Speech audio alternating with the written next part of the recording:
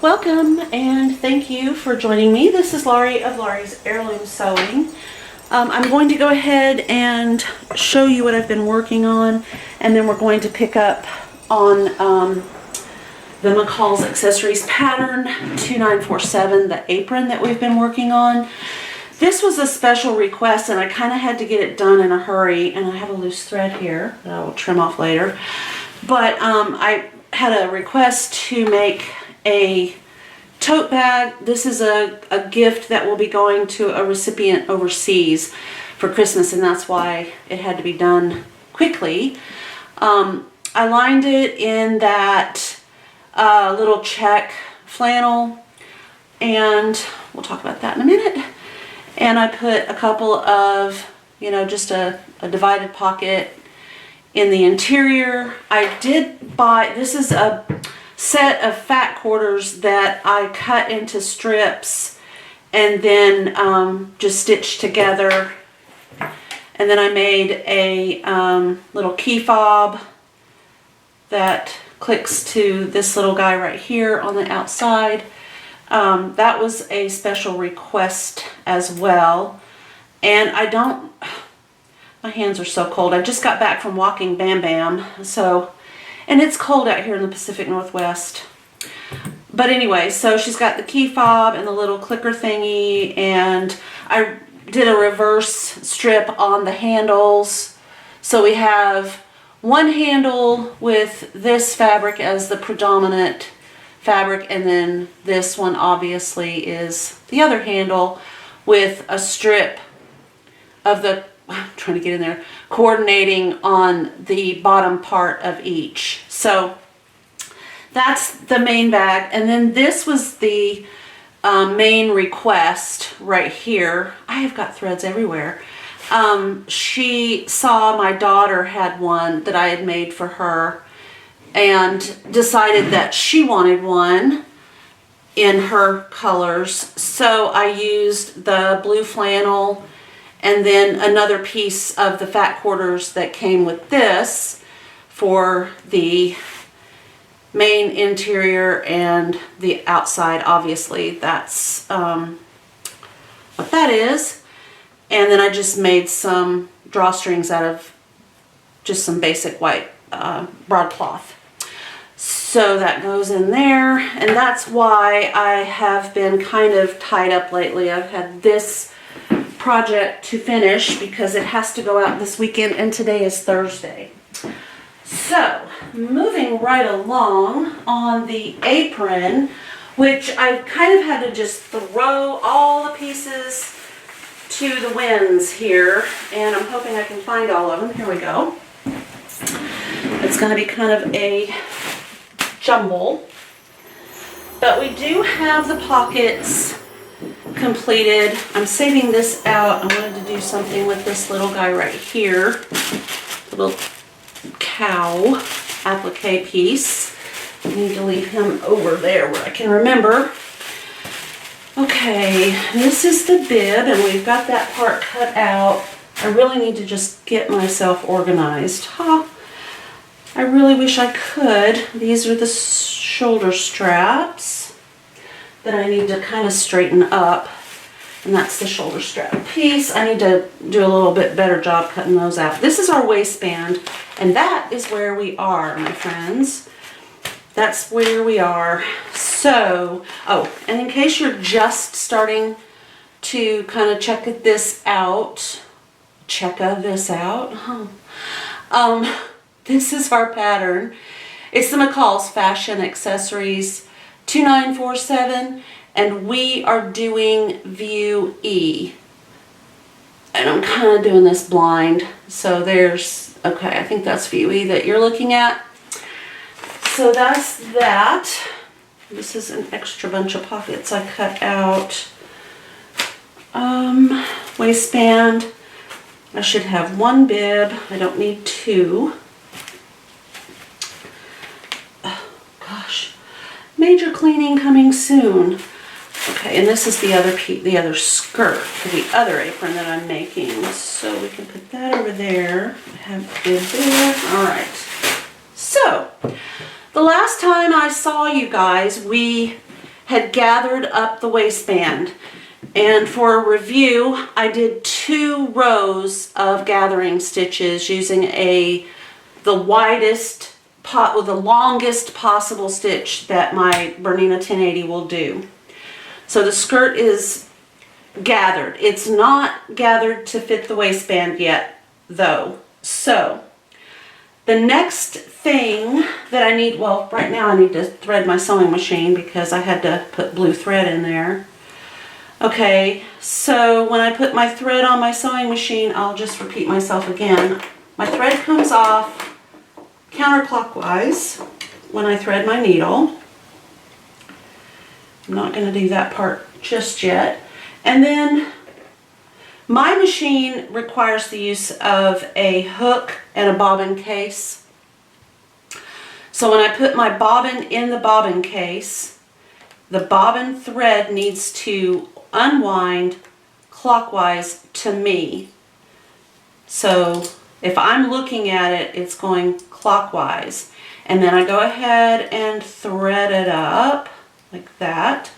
But before I put that in my machine, when I change out my thread or change my needle or any of those things, I take my little paintbrush and I clean out all the lint. Now I have been sewing strictly with cotton woven, and this lighting is horrible. See if I can. That is what just came out of my Bernina. I don't know if that's showing up. It's just gross. So it's something to keep in mind whenever you are changing out your bobbin thread. Go ahead and really kind of get in there and get as much of that lint out as you possibly can. Just be gentle, especially if you have a hook. And that's the part of the bobbin carriage that holds the bobbin case in a lot of older sewing machines.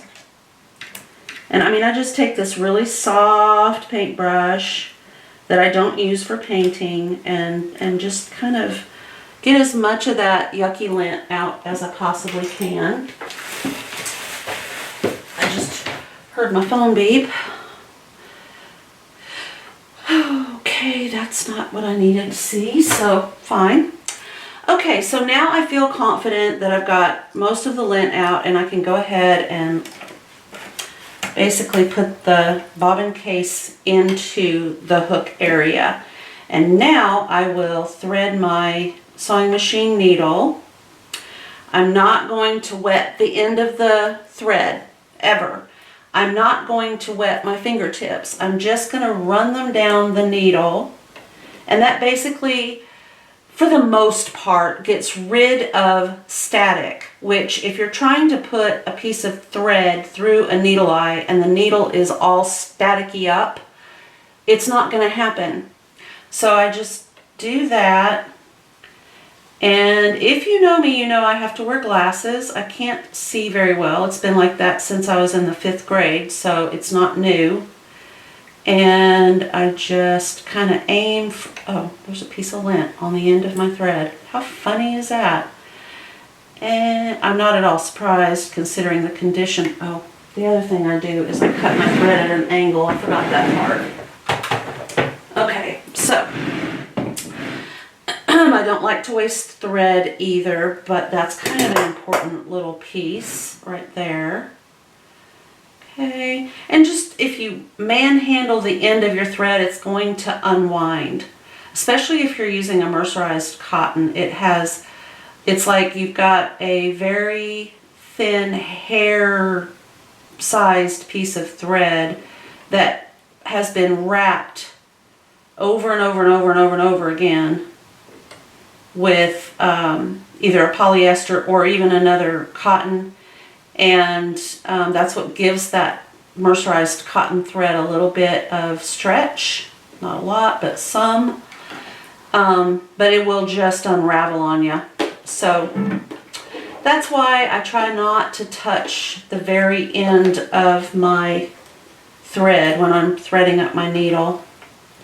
Because, I mean, let's face it, that's probably one of the least favorite things, especially that I have to do anyway, especially since I can't see very well. Oh, before we continue, I do want to review the gathering that I did in case you've missed it. I'll try to remember to link it either below or, yeah, probably below. So I start off and I'm down on this end where the thread tails are, and I leave a long thread tail so I'll have something to pull. And then I stitch all the way across, all the way across, all the way across. And when I get to the other side, I make a little, I just go stitch, stitch, stitch, and then I turn, and then I go back the other way. And that kind of locks this side right here in place. So I don't have to have two big long pieces of thread on either end. And this is like somebody holding it so that the threads don't come out anyway.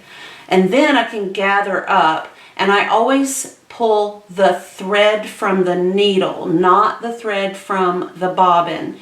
And if I start by pulling, let's just say I'm pulling from the needle side, the stitched, and I go back later and for whatever reason I pull on the bobbin thread, that's going to lock stitches and they won't slip and slide like they should. So try to stick with, my recommendation is the needle thread. It just tends to slide through and give you a really nice gather when you do it that way. So now I'm going to set this over here for a moment, and I'm going to look at my instructions. I might be going out of order, and again, that's kind of what I do, but I'm going to do a really quick review. We purchased our fabric. We cut the fabric according to our layout, View E. The example of how to cut out the fabric for View E is right here. It looks like this. It gives you options if your fabric is either 44 to 45 inches wide or 60 inches wide. So just follow that. And a reminder, I am not putting the back skirt piece on these aprons because I'm using a very heavyweight flannel. It's a lovely flannel. It's very soft. It has a lovely hand. But I feel like having that much extra on each side of the front skirt is just too much bulk at that waist. And I don't think my daughters would like that very much. If you are using a lighter weight cotton fabric and you want to do that, then before you gather, you're going to make a seam on this side, stitching the back side, the back skirt side, to this side and to this side. So you have two pieces that have to be stitched. So that those instructions are in here. They don't give you the instructions for doing what I'm doing. Okay. Then you do your pockets, which we've done. And because we're doing View E, we are working on the applique pocket, which as you can see, we've done 2 pockets on the front of this skirt. And each of those pockets has a heart, oh, you can't see, has a heart applique on it. There's one, and there's one, and I think, yeah, there's the other one. So you follow the directions on how to make the pocket, and then you apply the pocket to the front of the skirt where the pattern piece directs you to do so. Okay, then on the back side of this, we continue on our instruction sheet. It tells us to do the pockets, do the sides, the extra pieces. Then it says to finish the sides and the lower edge of the skirt with a 5/8 inch narrow hem, folding in the fullness at the corners. That's the other thing. The back 2 pieces are rounded, kind of similar to the pocket. So you'll have to figure, they tell you how to do that for the pocket, which is you stitch along the edge with a big basting stitch, and then you pull, and that will kind of pull in some of that extra curve. The front piece does not have that. It's going to be very easy to hem the bottom of the skirt with just the front skirt attached. I, however, am going to put the entire apron together and then hem it because I want to see. I have a daughter who is about my height. We're basically the same height, and then my younger daughter is a little bit shorter than I am. And I want to make sure it's not too long and it's not too gangly. So I don't want to hem it and then have to go back and take the hem out and re-hem it. So that's why I'm doing the hem last. Then up here, after you've done the hem, it jumps up to view C or D. That's a whole different kettle of fish. They're putting a ruffle around the bottom hem. Now we're getting into the bib. So for us, that's where we are. And that's right here where it says bib. So what we need to do at this stage is get to the bib piece. Maybe I did put it, I did. Okay. Alright, so we have the bib piece, and it tells us to fold the bib along the fold line, which we've done, and also it has a heart applique, and as you can see, I have done opposite.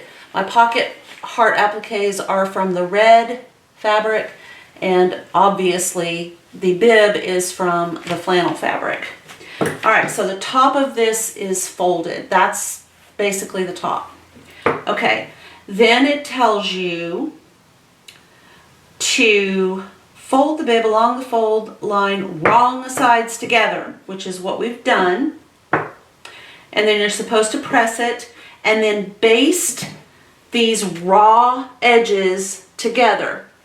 Basting is a long stitch, something that if you need to remove later, you can. I don't panic when I have to do a basting stitch. If I'm in my seam allowance or I'm out of my seam allowance, because I know I can get that stitch out. It's not a problem.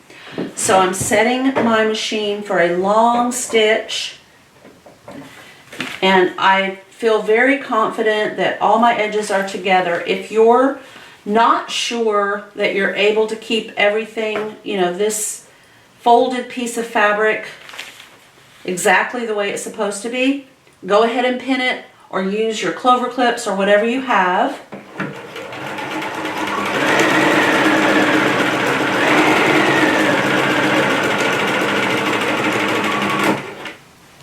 Oh, put my machine in needle down position. And I want to see how they have, yeah, we are going to turn the corner. Sometimes they have you baste all the way off and then start again, but we're just going to turn the corner like they did. And if you look, it's often easy to see what the pattern is asking you to do.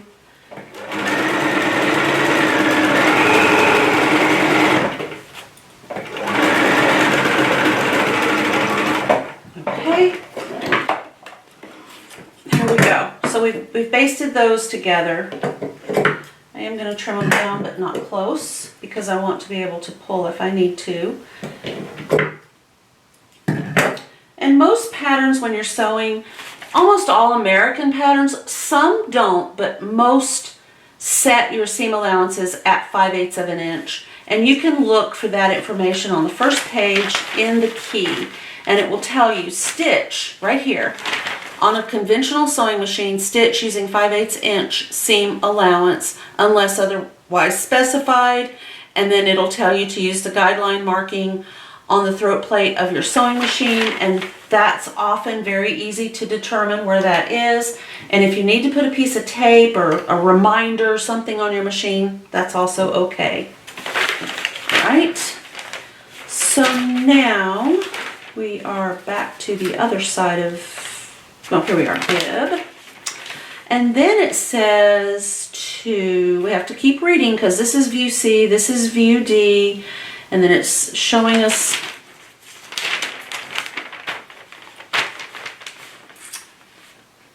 because they have ruffles. So view C has a ruffle on the shoulder part.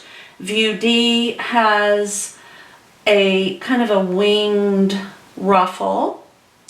So you have to finish all of that and look and look and look and look and look and try to find View E, instructions, and it's going to be buried in here.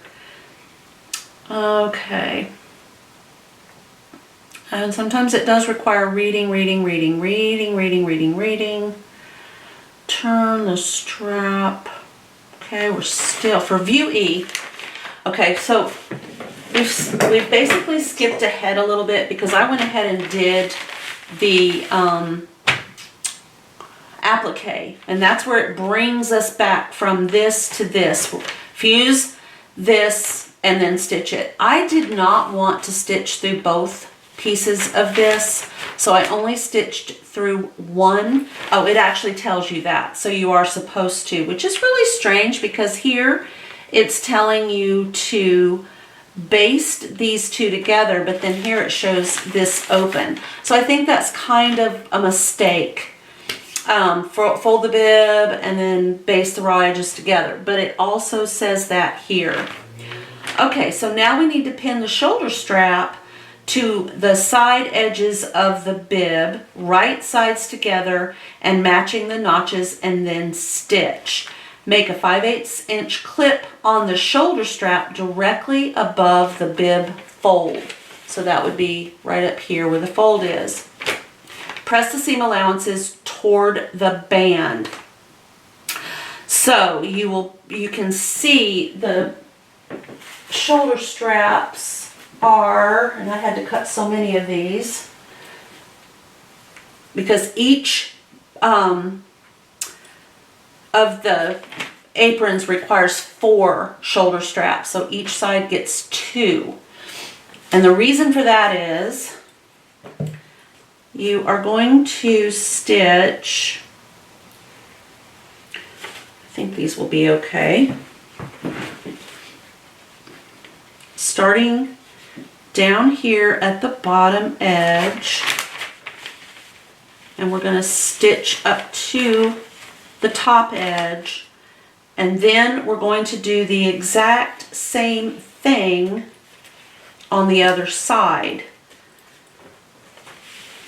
So it would be sandwiched like this. If I'm reading it right, I might have to go back and reread. Then we fold this under, and we fold this under, and we pull those out. No, that can't be right. Yeah, that's what they're asking us to do. Okay. You know, there's a better way. I'm going to go ahead and read the directions to you, but I'm not going to do it that way because, for one thing, this is Thursday. This bib has to be done before 6 o'clock on Saturday. It actually has to be done like Saturday morning. I'm pretty sure I'm going to finish it by then, but if I have to do a whole lot of handwork, that's not going to happen. So I believe what I'm going to do, and I'm going to just kind of check to see if what my brain is telling me will work is actually going to work. And I'll show that to you so that you'll be able to emulate this if you choose. I'm going to use my long pins to sort of simulate stitches. I don't know why in my mind I feel very confident that this will work. Okay. And often, as crazy as this sounds, and I have friends who can back me up on this, if I run into a situation where I don't like what I'm seeing on the instructions, I often will sleep on it, and then I can kind of determine what I really want to do. And then I come up with my own idea, and I do it, and tra-la-la, it works. Okay, if I stitched along the long edge on both, and I had an open edge that I could fold under on each side. Don't you just love it when somebody is figuring something out? Okay, and then I put this where it's supposed to go,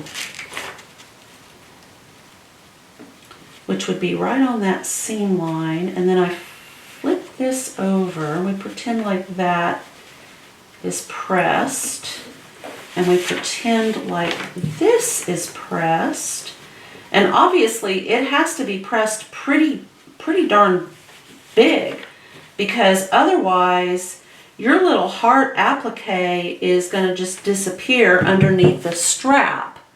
So that has to be a pretty big, like almost in half, which is kind of what I'm thinking I would do. If I stitched them and then folded them in half, I would then be able to just do a machine stitch along that edge, and then I would have a seam on the outside, which you're going to have anyway, but it's not going to show. Okay, so that's got to be a different, well, what if,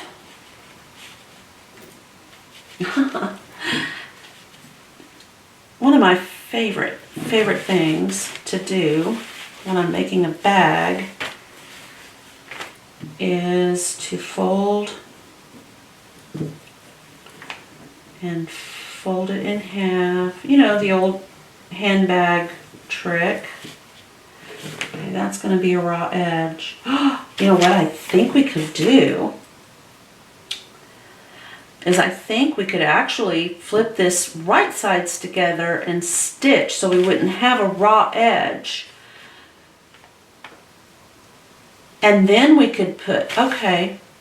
So as I'm figuring this out, if you want to just kind of bomb forward, fast forward, I don't blame you, but I'm going to go ahead and pull these basting stitches out. If you've never done that before, I will show you what I do. I have just a straight pin, and I'm going to pull out one of those threads on the end and then kind of just tug, and I'm pulling from the machine needle, not the bobbin. Okay. I'm going to use my ginormous needle that I believe is designed for knitting. I use this for so many different things though, like this, because it's extremely strong. I've had it for decades. I don't recall where I got it, and in fact I almost think that my mother might have given it to me a long time ago, because I didn't have a bodkin, and it was before I had opened up my heirloom sewing shop, and I didn't really know the mass value of a bodkin, so I was using this to pull gathers with. I would put my silk ribbon or something through that and then pull it through. I love to repurpose sewing notions. Use it for, you know, if it's designed for one thing, use it for something else. And I worked for a veterinarian, and often she would upgrade her equipment. She would just kind of decide she was done with certain things that you don't just throw away. So she gave me a set of forceps, and oh my goodness, those are awesome for turning little tiny tubes like a spaghetti strap. They're wonderful. Okay, so here's what I'm going to do, and I am not going to live to regret this. I know I'm not. I can just hear everybody now, no, Laurie, no, don't do it, but I'm going to do it. We will all learn from my mistake. So I'm folding it along that top fold line. I'm going to try to make sure that everything is nice and even. I will pin it this time because it's been sewn once and has holes and is kind of, you know, grabbing onto things that don't really want that to happen, but that's what does happen with fabric. All right. And you know, I've noticed that there is just a dearth of apron patterns out there. I mean, unless you want to make one that, you know, is from a pattern that was designed and created back in 1950 or 47 or 32 or whatever, finding a new, brand new, up-to-date, contemporary pattern is, well, this one I was very, very happy that I finally located one. Okay, so now I'm going to pin this side. I'm going to make sure, yeah, looks like we're good. I like the idea of having a finished edge anyway. An apron is something that you typically, if you wear it once, you are likely going to wash it. So after every single time you wear it, it goes in the wash. At least that's how my apron is. Every time I make bread, which is about once a week or twice a week, my apron gets washed. And I don't want raw edges that might eventually kind of fray out. Okay, hold this out of the way. Alright, I have reset my machine for just a basic regular stitch, and I'm going to go rather small. I think about 1/4 of an inch, which is the width of my sewing machine foot that's on my machine right now. Having quite a bit of pain in my old beat up leg today, so sewing has been an absolute challenge. It's amazing what you lose when you don't have full use of your knees and legs, I tell ya. I'm not sewing over these pins.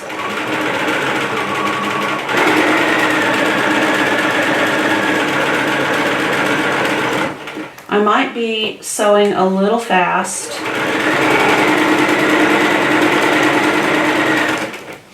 But that's okay. Okay, now because I need to turn this to the other side, I'm not going to stitch across the bottom. I don't want to, I'm not going to have a closed end. That will be in the waistband, and I'm not too concerned about that. I might zigzag, I don't know. Once I get it flipped around to the other side, that might not be a bad idea. Mario Andretti sewing again. If you're watching Karen, I always think about that. Mario Andretti.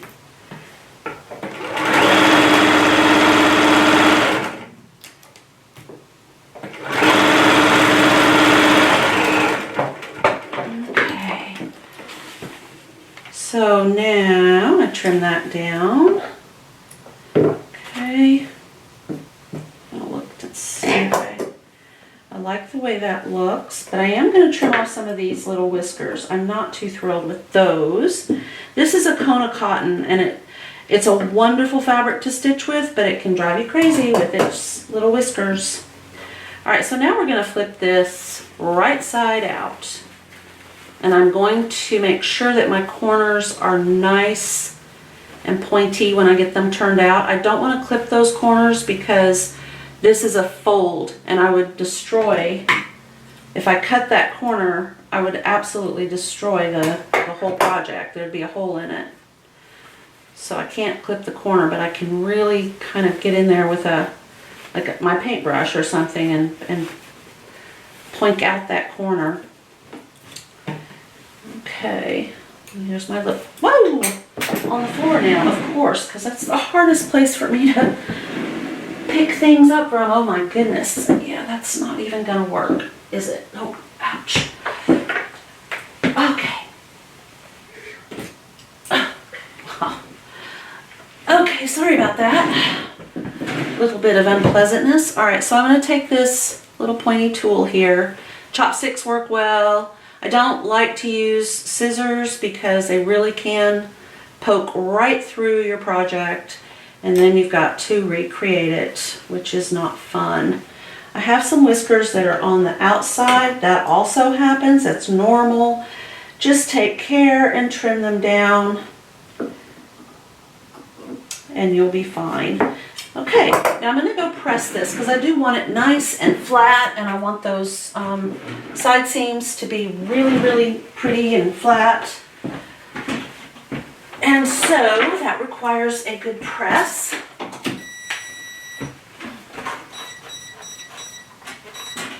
I'm using a cotton setting on my iron and a little bit of starch, just on the non-visible side.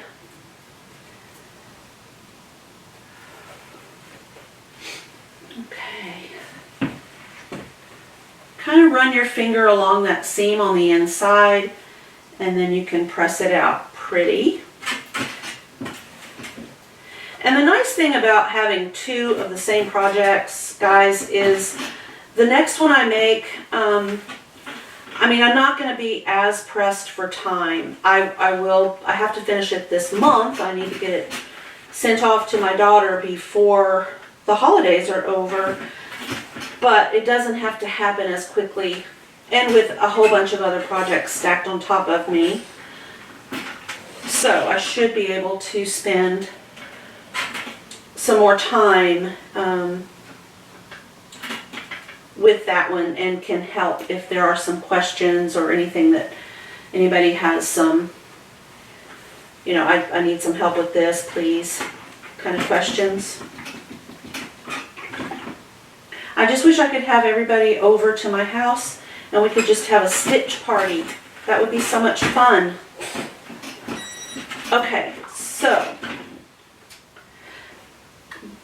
I'm going to show you what I'm doing. I can't bring the camera over here. I'm afraid I'll drop it. But I do want to show you when I get back over there.